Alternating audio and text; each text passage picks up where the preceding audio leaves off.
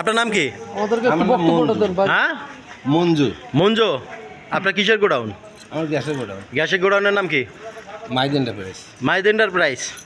তো এই যে আপনার এই যে এখানে যে গাড়ি আটটাইছে, গ্যাসের গাড়ি দেখুন, গ্যাসের গাড়ি যে আটটাইছে, গাড়িটা কি আপনার? গাড়ি আমার, মাল কি আপনার? মালও আমার। তার এই মাল কম দিচ্ছেন কেন?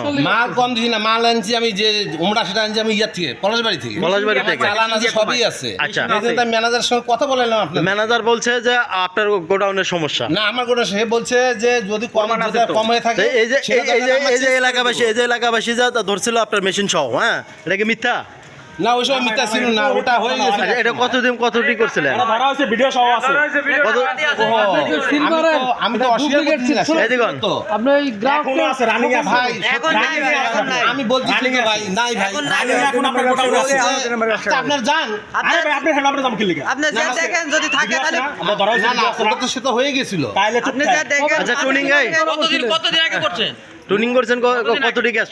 ভাই, টুনিং করছিলেন কতটি গ্যাস? ভাই এটা প্রথম শুধু আনছিলাম ভাই, হ্যাঁ, কতটি করছেন? এই 15-20টা করেছিলাম আর কি। হ্যাঁ, ভাই 15-20টা।